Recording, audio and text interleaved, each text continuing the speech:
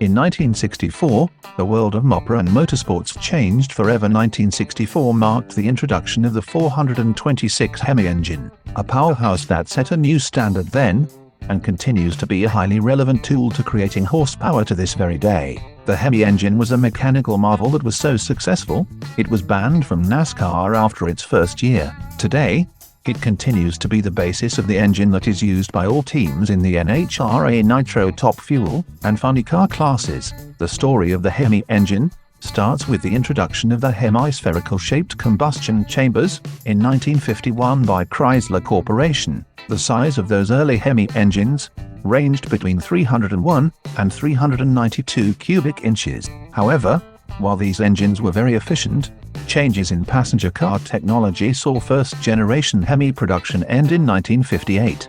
By 1963, the 426 cubic inch wedge engine used in NASCAR was deemed to have hit its limit for horsepower. Therefore, the engineering team at Chrysler Corporation looked to explore a new direction for its racing engine, all with the purpose of winning the Daytona 500 in 1964. Mopar engineer Tom Hoover and his factory crew worked with a number of teams and drivers to perfect the new engine in time for the '64 Daytona 500, including Petty Racing. The efforts by those engineers and the work by the teams paid off, as Richard Petty, in his iconic '43 Petty Racing Plymouth, led a 1-2-3-5 of the final finishing order for the race. Following that season, NASCAR imposed rules mandating that all engines competing in the series must have production availability. Mopar and Chrysler Corporation spent the remainder of 1964 and all of 1965 working through this new challenge to bring their innovation to the people as the Code A102 Street Hemi engine.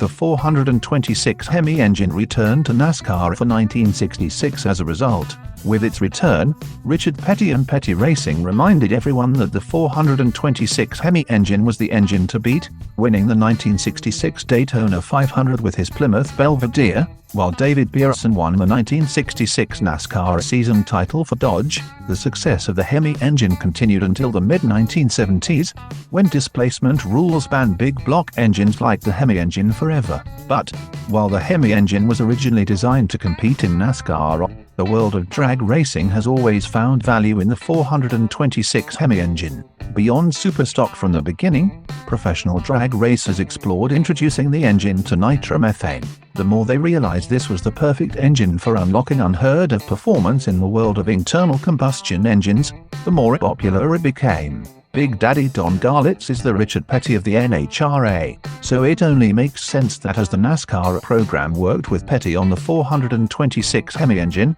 they also found a way to supply a couple of new 426 Hemi engines for Garlits in 1964. At the time, this followed his prior use of a 392 Hemi engine in his iconic Swamp Rat dragsters. Because the new engines were designed to compete on gasoline, Garlits had to reconfigure the engines to accommodate the very different under 8-second supercharged nitro application. Garlits eventually discovered that the 426 Hemi engine could have more power if it had a more aggressive tune-up than the 392 version used. With factory sponsorship, Garlits developed this package, as did the Ram Charger team, but felt like it could go further. Then, in 1966, he solved the mystery by adding so much ignition lead into the engine, it would have split a 392 in half. Instead, it immediately thundered to almost record time and with no damage whatsoever. The 426 Hemi engine block configurations became part of every Swamp Rat from then on,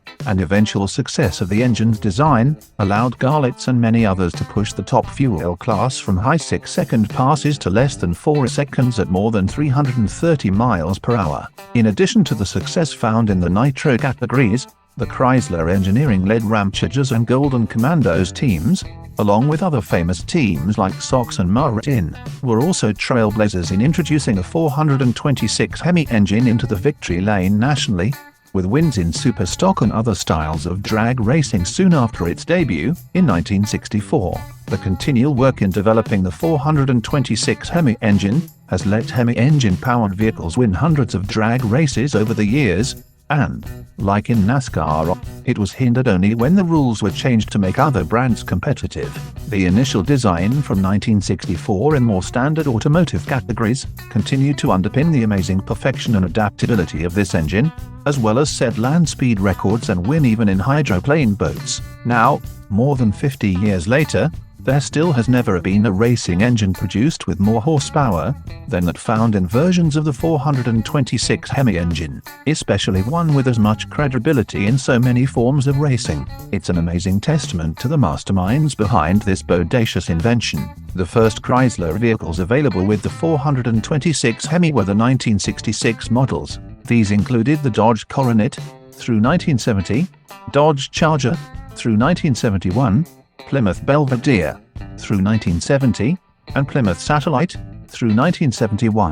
In 1967, the Plymouth GTX through 1971 could be ordered with a 426 Hemi. In 1968, the Dodge Dart Superstock, 1 year only, the Dodge Super B through 1971, the Plymouth Roadrunner through 1971, and the second-generation Plymouth Barracuda SS, 1 year only, had 426 Hemi availability. 1969 saw the addition of the winged, long-nosed Dodge Charger Daytona and Plymouth Superbird special models both through 1970. In 1970, you could also get a 426 Hemi in a Dodge Challenger through 1971, a third-generation Plymouth Barracuda through 1971, and a Plymouth Fury GT, 1 year only. The 426 Hemi was very close to the Daytona winning racing engine underneath, using the same bore, stroke, and layout. These changes resulted in an extremely robust performance engine for the street that was advertised to put out 425 horsepower and 490 foot-pounds of torque. It is highly likely that these 426 Hemi numbers were lower than its actual output, which could have been a way to prevent auto insurance companies from charging excessive premiums to Chrysler 426 Hemi owners.